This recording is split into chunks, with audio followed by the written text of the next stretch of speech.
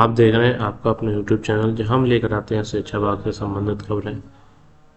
साथियों, समायोजन के चौथे चरण तीसरा चरण अभी कंप्लीट हो चुका है। सरकार की तरफ से उसके खिलाफ काफ़ी सारा विरोध प्रदर्शन भी हुआ, हाईकोर्ट भी गए हैं। यहाँ पर 3 याचिकाओं पर सुनवाई ऑलरेडी हो चुकी है। देवरिया जिला, श्रावस्ती और बाराबंकी, इन 3 जिलों में सुनवाई हो चुकी है और इस हाई कोर्ट द्वारा 19 जनवरी अर्थात तो परसों की डेट लगा दी है। तब तक के लिए स्टेटस क्यों कर दिया, मतलब उस पर आगे कोई कार्रवाई नहीं होगी, एक तरीके से आपका स्टे लगा दिया गया। साथियों, ये प्रक्रिया चलती रहेगी। साथ ही विभाग द्वारा समायोजन के चौथे चरण की गाइडलाइन तैयार कर दी गई हैं। उसके लिए पहले से तैयारी कर ली गई है, सारा दिशा निर्देश वगैरह जारी कर दिए हैं कि किस तरीके से समायोजन का चौथा चरण होगा, क्या प्रक्रिया रहेगी, वो सारी की सारी चीज़ें कर दी गई हैं।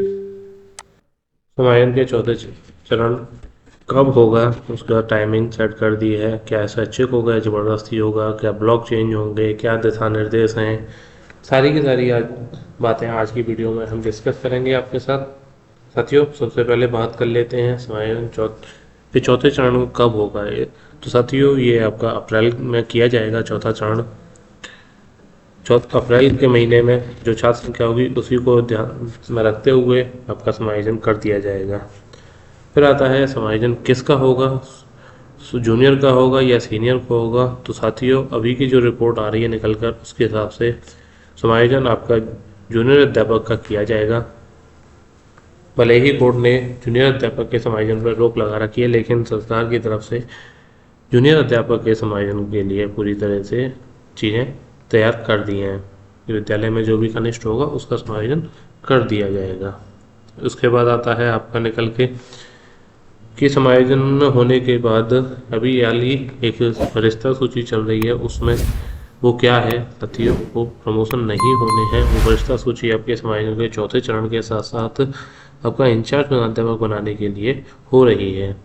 यहाँ पर एक चीज़ बड़ी निकल कर आई है कि जो भी प्राथमिक विद्यालय हैं वहाँ पर कोई भी ऐसा अध्यापक जिसका ग्रेड पे 4200 है वो विद्यालय का इंचार्ज नहीं बनेगा, ऐसा निकल कर आया है सामने। 4200 ग्रेड पे जो भी सहायक अध्यापक हैं वो प्रभारी प्रधानाध्यापक नहीं बनाया जाएगा, इंचार्ज हेड मास्टर। उसके लिए आपको 4600 ग्रेड पे वाला ही इंचार्ज हेड मास्टर बनाया जाएगा। साथ ही प्राथमिक जूनियर विद्यालयों में कोई भी ऐसा अध्यापक जो कि 4600 ग्रेड पर है उसको प्रभारी प्रधानाध्यापक नहीं बनाया जाएगा। वहाँ पर आपका उनसे सीनियर वाला जो ग्रेड है वही उसी ग्रेड में अध्यापकों को प्रभारी प्रधानाध्यापक बनाया जाएगा। तो साथ ही एक बार फिर से बता देते हैं कि किसी भी प्राथमिक विद्यालय में 4200 ग्रेड पे वाला और जूनियर विद्यालय के अंदर 4600 ग्रेड पे वाले सहायक अध्यापक को इंचार्ज नहीं बनाया जाएगा। आपका या तो प्रमोशन किया, नहीं तो चयन वेतनमान 10 साल के बाद लग जाता है, तो फिर तभी आपका इंचार्ज बनाया जाएगा। उसके लिए समायोजन करना पड़ेगा, क्योंकि बहुत सारे विद्यालय ऐसे हैं जहाँ पर 4200 ग्रेड पे वाले ही हैं, तो 4600 ग्रेड पे वालों को उस विद्यालय के अंदर भेजा जाएगा और वहाँ से 4200 ग्रेड पे वालों को निकाला जाएगा। इस तरीके से पूरा का पूरा लगता है कि रोस्टर विधि से विद्यालयों की पूरी संरचना चेंज हो जाएगी। तो साथियों, स्वैच्छिक होगा या जबरन होगा, तो चूँकि 4200 और 4600 ग्रेड पे वाले को इंचार्ज नहीं बनाया जाएगा तो आपको स्वैच्छिक का कोई ऑप्शन ही नहीं बचता है। फिर वहाँ पर आपको ज़बरदस्ती ही डाला जाएगा, क्योंकि स्वैच्छिक में तो कोई जाना चाहेगा या नहीं जाना चाहेगा। तो आप स्वैच्छिक का भूल जाइए, वहाँ पर आपको ज़बरदस्ती ही भेजा जाएगा। जहाँ भी मन किया जाएगा वहाँ भेज देंगे, कोई विकल्प नहीं लिया जाएगा, सिंपल आपका समायोजन कर दिया जाएगा सरकार अधिकारियों की स्वेच्छा के हिसाब से। तो दोस्तों, तीसरा जो पॉइंट था कि हमारा स्वैच्छिक होगा या जबरन होगा, तो स्वैच्छिक नहीं होगा, ये फ़िलहाल तय है। आप विकल्प के भरोसे बैठे हैं तो उस चीज़ों को अपने दिमाग से निकाल दीजिए कि कोई विकल्प नहीं भरवाया जाएगा, तो कोई भी स्वैच्छिक नहीं होगा, ज़बरदस्ती ही कराया जाएगा। फिर आता है क्या ब्लॉक बदला जाएगा। तो साथियों, ब्लॉक बदलने की भी पूरी संभावना है। अगर आपके आसपास के विद्यालय में कोई ऐसा अध्यापक है जो कि 4600 ग्रेड पे वाला है प्राथमिक में, और जूनियर में 4600 से ऊपर वाला है, तो उनको फिर आपके विद्यालय में भेजा जाएगा।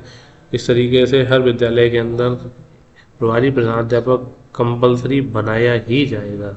ऐसा नहीं है कि वहाँ छोड़ दिया है, प्रभारी प्रधानाध्यापक अवश्य बनाया जाएगा, चाहे वहाँ अभी है या फिर नहीं है।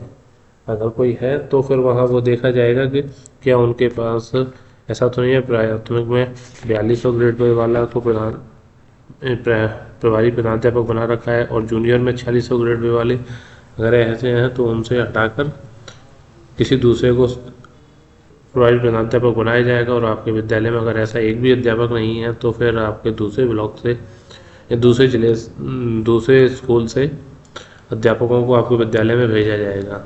अगर ऐसा होता है कि आपके स्कूल जो ब्लॉक है वहाँ पर 25 विद्यालय ऐसे हैं जहाँ पर कोई भी प्राथमिक में 4600 ग्रेड पे वाला और जूनियर के अंदर 5200 ग्रेड पे वाला नहीं है, तो फिर और हमारे पास जो एक्स्ट्रा टीचर हैं वो कम पढ़ रहे हैं तो दूसरे ब्लॉक से फिर आपके ब्लॉक में डाले जाएंगे। तो इसलिए ब्लॉक चेंज होने की पूरी संभावना है। ब्लॉक आपका चेंज होगा साथियों, ब्लॉक चेंज होगा, लेकिन ये कंपलसरी नहीं कि सभी का ब्लॉक चेंज होगा। ये डिपेंड करता है कि आपका नाम कौन से नंबर पर आ रहा है और आपके आसपास क्या कंडीशन चल रही हैं आपके आसपास विद्यालयों में, तो ब्लॉक चेंज होगा। लेकिन ऐसा भी नहीं है कि बहुत दूर भेज दिया जाए, जैसे आपके 3-4 ब्लॉक छोड़ के भेज दिया जाए, वो संभावना कम से कम रहेगी।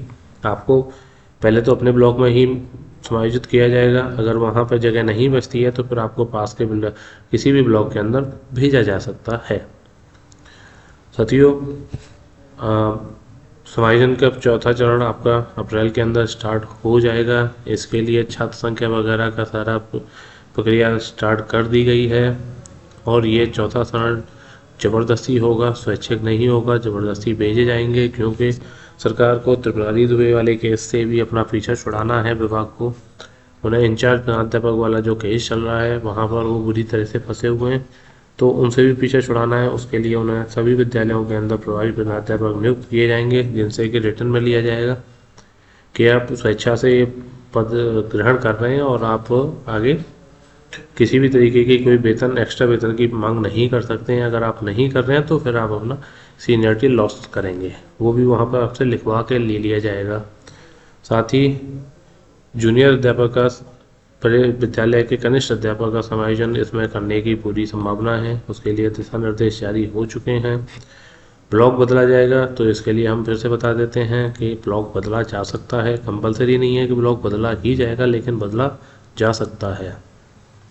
तो साथियों, इस तरीके से पूरे दिशा निर्देश जारी कर दिए गए हैं और अप्रैल के महीने में होना है, तो 2-3 महीने ही बाकी हैं। तब तक अगर कोई कोर्ट केस में कुछ बड़ा डिसीजन आता है तो हो सकता है कि सरकार जूनियर वाले को फिर हटाकर सीनियर का ही समायोजन कर दे, लेकिन समायोजन अवश्य होगा। साथ ही जो जूनियर अध्यापक हैं, जूनियर के जो हमारे स्कूल हैं कक्षा 6 से 8 तक उच्च प्राथमिक विद्यालय, वहाँ पर कोई भी ऐसा अध्यापक नहीं होगा जो कि 2 अध्यापक एक ही विषय के ऐसे नहीं होंगे। वहाँ पर एक विषय का एक ही अध्यापक रहेगा। अगर एक से ज़्यादा हैं एक ही विषय के तो फिर उनको दूसरे विद्यालय के अंदर भेज दिया जाएगा। ये सबसे बड़ी खबर है कि कोई भी उच्च प्राथमिक विद्यालय ऐसा नहीं होगा जहाँ पर एक ही विषय के 2 अध्यापक होंगे। अगर होते हैं तो उनको दूसरी जगह भेजा जाएगा और वहाँ से जो अध्यापक नहीं है उनको लेकर आया जाएगा। तो आपके 3 अध्यापक होंगे, एक सामाजिक विषय का, एक भाषा और एक गणित विज्ञान का। इस तरीके से 3 अध्यापक उच्च प्राथमिक विद्यालय के अंदर किए जाएंगे। तो ये भी समायोजन का एक महत्वपूर्ण चरण है। साथियों, एक चीज़ खबर और हम आपको बता देना चाहते हैं कि कल ही एक हाईकोर्ट द्वारा आदेश जारी किया गया है कि जो जूनियर के विद्यालय अध्यापक हैं उनका प्रमोशन आपका जिस तरीके से पहले खंड शिक्षा अधिकारी के लिए हो सकता था वैसे ही अब फिर से हो पाएगा। अभी कल ही 2 अध्यापकों के प्रमोशन के लिए लेटर जारी कर दिया गया है कि उनका खंड शिक्षा अधिकारी पर होगा। एक बहुत ही बड़ी खबर है। जो कि 20 साल पहले हुआ करती थी। ये प्रक्रिया बंद कर दी गई थी बीच में, अब फिर से लंबी चौड़ी एक कानूनी प्रक्रिया में जीत हासिल करने के बाद ये अच्छी खबर शिक्षकों को मिली है। तो साथियों, ये थी हमारी आज की वीडियो। अगर वीडियो अच्छी लगी हो तो कृपया चैनल को सब्सक्राइब करके वीडियो को लाइक और कमेंट करना ना भूलें। मिलते हैं पसंद वीडियो में, तब तक के लिए धन्यवाद।